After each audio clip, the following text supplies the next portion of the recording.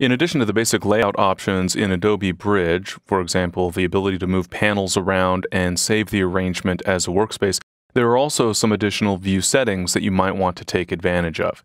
On the View menu, you'll find a variety of options.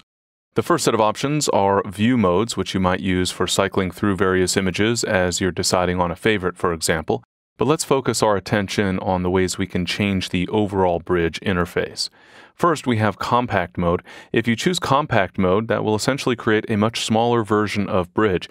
This is most useful when you need to drag images from Bridge into another application, for example. So not something that most photographers are likely to make use of, but something that you might find helpful from time to time. You can also switch into or out of this view by pressing Control-Enter on Windows or Command-Enter on Macintosh. Next on the View menu, we have the option to view the images as thumbnails, as details, or as a list. I have the As Thumbnails option selected, and so you can see on the Content panel, all the images are presented as thumbnails.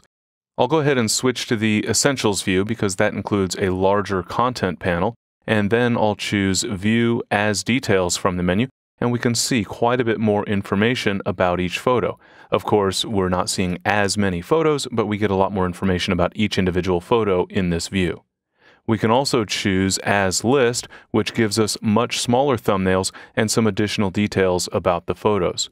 And one of the nice things about the list view is that we're able to sort images by a variety of criteria very quickly and easily just by clicking on the header above each column. I'll go ahead and switch back to the As Thumbnails view so that we can see all of our thumbnails and take a look at some other options. Notice that in this view, it's possible, depending upon the thumbnail size, that some of the thumbnails will be cut off. You can see that this bottom row of images, we're only able to see maybe about half of each photo. If we go to the View menu, you'll see that we also have an option called Grid Lock, and that will lock the images into a grid where none of the photos will be cut off. And this can obviously be helpful as you're reviewing your images, making sure that you're always able to see all of the images that are presented on the page. Of course, if you scroll, then you will be able to cut off those images again, but the idea is that if you scroll to just the right position, you'll always be able to see the entirety of each image. And so, for example, if I select an image and then use the arrow keys to navigate among them, I'll be moving row by row in this case. I'll go ahead and turn off the Grid Lock feature for now. We also have some options for showing or hiding particular types of files. By default, rejected files, those to which we've assigned a reject flag, are still shown. They'll still be visible, they'll just have a reject flag indicating that presumably it's an image that we won't be using.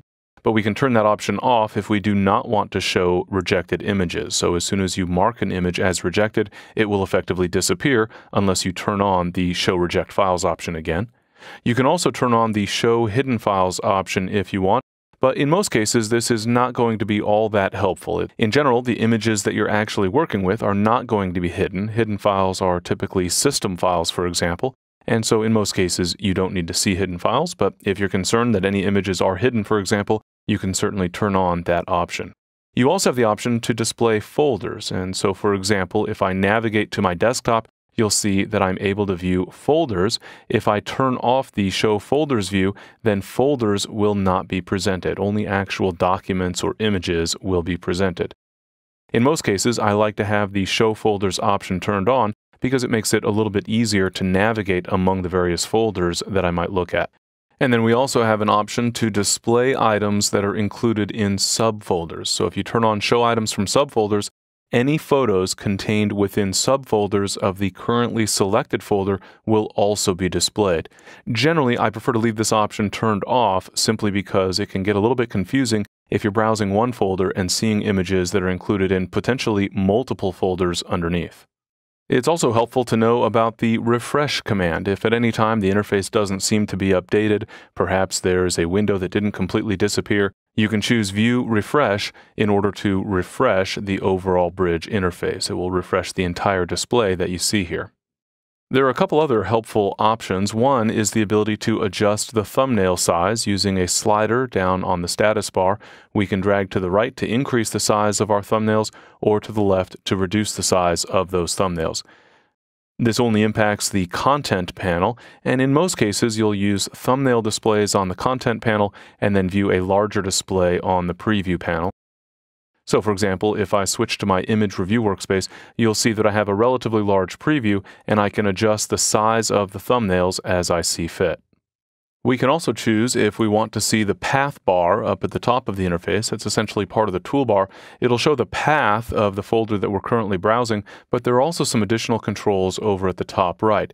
And one of the items that might be helpful is to use the option to browse quickly by preferring embedded images.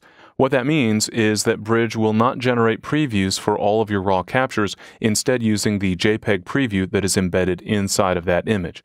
Now this accomplishes two basic things. One, it can help you browse faster because Bridge doesn't need to work on generating those previews while you're going through your images, but also it will show you the embedded JPEG preview as it was created by your camera. And so, for example, if you had your camera set to create black and white images, but you're capturing in the RAW mode, then you're not actually producing a black and white image. The RAW photo itself will appear in color because RAW captures ignore most of those in-camera settings, but the embedded JPEG image will be black and white. So if you use some of the settings in your camera in order to change the appearance of the photos, you may want to turn this option on so that you'll be able to view the embedded JPEG preview images in your RAW captures. But as you can see, there are a variety of different options that allow you to adjust the display of your images within Bridge. In many cases, these are just a matter of personal preference, but sometimes they can have a significant impact on your overall workflow.